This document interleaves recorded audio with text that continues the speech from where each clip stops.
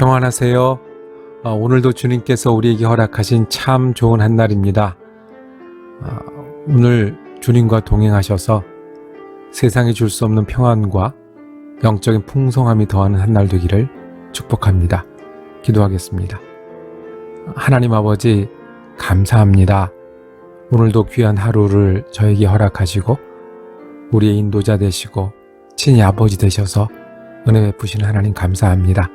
언제나 주님을 부를 수 있게 하시고 부를 때마다 우리 가운데 확신으로, 평안으로, 그리고 새로운 소망으로 도와신 하나님 은혜 감사합니다. 주님, 우리가 몸과 마음이 지치는 하루하루를 지낼 때 주님, 우리 손 붙잡아 주시옵소서. 어떻게 해야 될지 결정하고 선택할 때마다 주님, 우리에게 지혜를 더하여 주옵소서. 우리가 힘이 들 때가 오늘도 올 것입니다. 주님, 그때마다 우리가 주님의 이름으로 힘을 내게 하여 주시옵소서. 우리가 선을 행하되 낙심하지 않게 하시고 주님을 따라 희생하고 봉사하는 일까지 우리의 몫으로 받을 수 있는 귀한 한 날 되게 하여 주옵소서. 우리 주 예수 그리스도 이름으로 기도드립니다. 아멘. 오늘 우리가 함께 읽으실 성경 한 장은 구약성경 사사기 1장입니다. 그 중에 1절에서 3절까지 말씀을 받들어 읽겠습니다. 여호수아가 죽은 후에 이스라엘 자손이 여호와께 여쭈어 이르되 우리 가운데 누가 먼저 올라가서 가나안 족속과 싸우리이까? 여호와께서 이르시되 유다가 올라갈지라. 보라, 내가 이 땅을 그의 손에 넘겨주었노라 하시니라. 유다가 그의 형제 시므온에게 이르되 내가 제비 뽑아 얻은 땅에 나와 함께 올라가서 가나안 족속과 싸우자. 그리하면 나도 내가 제비 뽑아 얻은 땅에 함께 가리라 하니 이에 시므온이 그와 함께 가니라. 아멘. 오늘 사사기 1장 말씀을 묵상하실 때 그 제목을 사사가 있으신가요? 라고 정하고 은혜 나누기를 원합니다. 여러분들은 사사가 있으십니까? 여러분들을 위해서 하나님께서 보내주신 그런 사사가 있으신가요? 교회에서 지내다 보면 좀 안타까운 일들이 있습니다. 이 믿음 안에서 잘 자라서 어려서부터 교회를 통해서 그리스도인으로 성장한 친구들이 대학을 가잖아요. 그러면 믿음을 잃는 경우가 많이 있습니다. 교회를 떠나는 경우를 많이 봅니다. 더 자유로워지고 또 이제까지 꿈꾸던 시간들이 시작을 하는데 그렇게 되니까 오히려 그 마음에, 그 믿음에는 위기가 오는 겁니다. 이만하면 됐다 그래서 그랬을 수도 있고요. 선택이 많아져서도 그럴 수 있습니다. 참 안타까운 일이죠. 똑같은 일이 이스라엘 백성에게도 일어났습니다. 사사기 1장에는 이스라엘 백성들이 어떻게 새로운 삶을 시작하고 또 믿음의 위기를 겪게 되는지를 우리에게 보여줍니다. 이제 여호수아가 죽었다는 말씀으로 사사기는 시작을 합니다. 그 의미는 출애굽이 끝나고 정착이 이제는 이루어졌다라는 말씀이죠. 모세가 애굽에서부터 백성들을 데리고 나와서 수십 년 동안 하나님 말씀을 전하며 이끌었습니다. 그 다음 여호수아가 가나안에 도착해서 전쟁을 하고 정착을 하도록 인도했습니다. 그런데 그 믿음의 지도자들이 이제는 없습니다.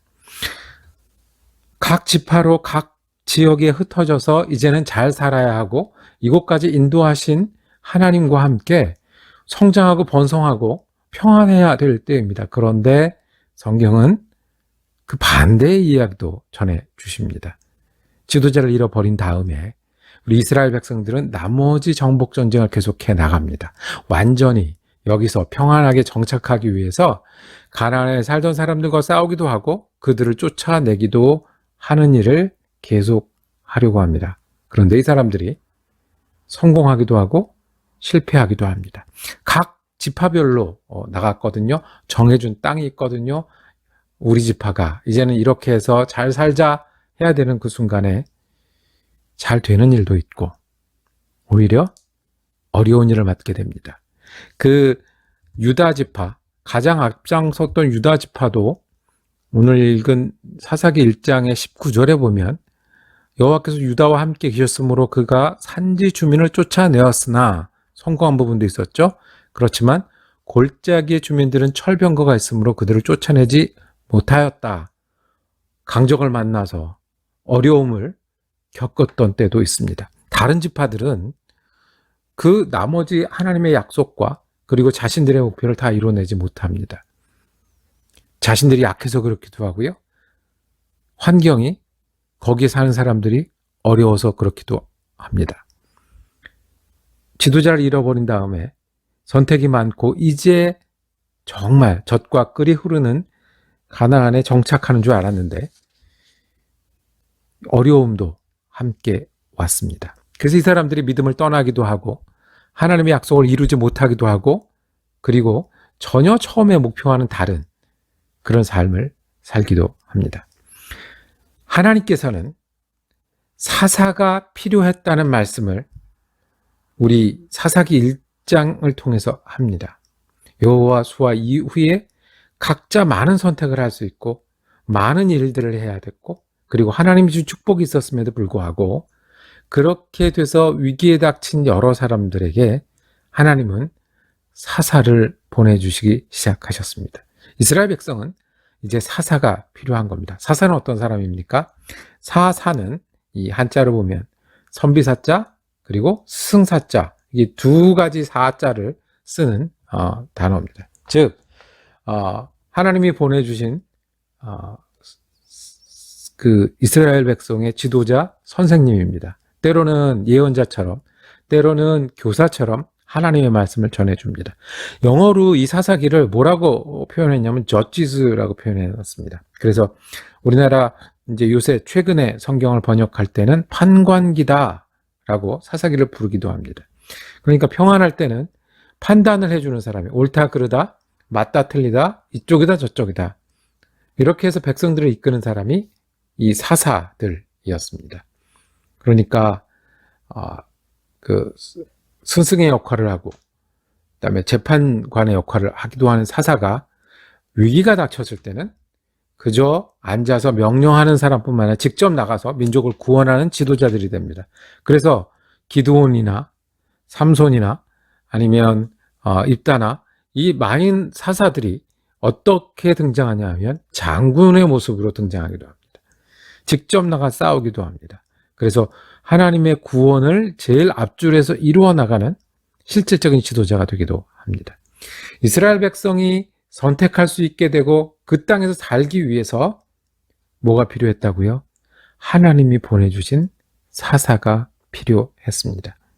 그래서 이 사사기는 12명의 사사 이야기를 합니다. 이 사사기가 있었던 시대는 우리 쓰는 달력으로 기원전 1390년에서 1050년쯤 한 300년이 넘는 동안이라고 우리가 기억하시면 될 것 같아요.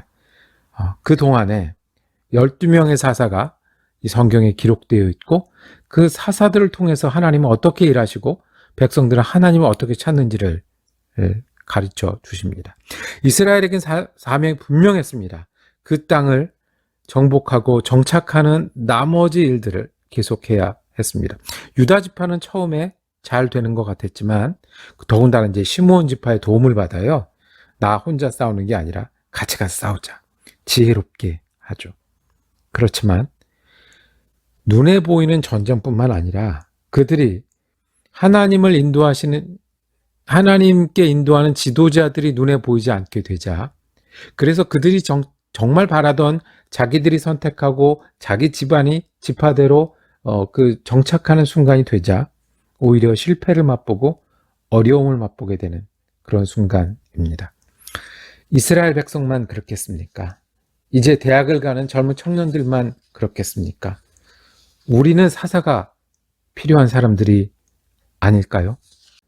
우리에게도 주님께서 사명을 주셨는데 우리가 우리 눈앞에 하나님의 사명과 인도하심을 놓칠 때가 많이 있습니다. 그러면 그렇게 바라는 선택을 하면서 잘 되고 싶어 하면서 때로는 믿음으로 성공하고 싶어 하면서 환경의 철병거가 가진 어려움 적군을 만나기도 하고요. 내가 연약하고 내가 하나님을 잊고 지내서 또는 혼자 감당하지 못해서 오히려 축복이 아니라 어려움과 위기를 겪을 때가 있습니다. 우리에게는 사사가 필요합니다. 하나님이 보내주시는 가르침이 필요하고요.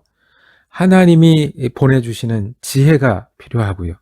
또 하나님이 우리 손을 잡아 이끄시는 구원이 필요합니다. 여러분들은 사사가 있으십니까? 우리가 하나님으로부터 듣지 않으면 어떻게 우리가 눈으로 보는 것에 휩쓸리지 않고 살 수 있겠습니까? 우리가 하나님의 지혜를 따르지 않으면 어떻게 우리 성격을 제어하고 약점을 극복하고 하나님에 따라 선택할 수 있겠습니까?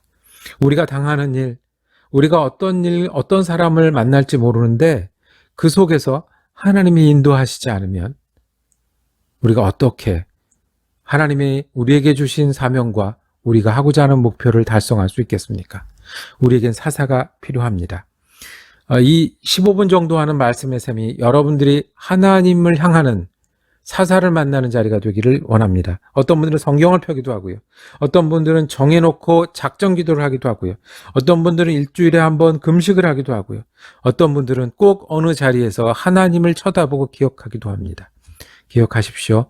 우리는 하나님이 보내주신 사사 없이는 이스라엘 백성처럼 그저 성공하고 실패하기를 반복해서 그 자리를 맴도는 사람이 되기 너무 쉽습니다. 하나님께 듣는 귀가 있어야 하고요. 하나님 향한 마음이 있어야 되겠습니다. 그럴 때 하나님의 말씀이, 하나님의 성령이 우리에게 사사가 되실 줄로 믿습니다. 그리고 언제나 우리가 우리의 사사가 있음을 기억하시길 바랍니다. 하나님이 보내주신 선생님이고 구원자 되신 예수 그리스도가 오늘 우리가 지내야 되는 시간 속에서 우리가 감당해야 될 사명 속에서 사사가 되십니다. 우리가 지난주에 봤던 히브리서에서도 믿는 도리의 사도시며 대제사장 되신 예수를 깊이 생각하라. 예수님은 하나님이 우리에게 보내주신 분이십니다. 예수님은 우리를 하나님께 인도하는 대제사장입니다. 그 예수님을 바라볼 때 우리는 해야 되는데 못하고 날마다 성공과 실패를 반복하는 그 곳에서 하나님의 사사를 붙들고 우리에게 맡겨진 사명을 감당해 나가는 귀한 인생이 될 줄로 믿습니다. 기도하시겠습니다. 주님, 우리가 주님의 부르심을 들으며 사는 사람 되게 하여 주옵소서. 주님, 우리의 사사로 예수를 붙들고 살게 하여 주옵소서. 그래서 지혜를 얻게 하시고 말씀을 듣게 하시고 방향을 얻게 하여 주시고 구원의 손길을 체험하며 사는 한 날 되게 하여 주시옵소서. 우리 주님 예수 그리스도 이름으로 기도드립니다. 아멘. 감사합니다. 오늘 사사기 1장 말씀을 처음 묵상했고요. 내일은 사사기 2장으로 이어지도록 하겠습니다. 은혜로운 한 날 되시기를 축복합니다.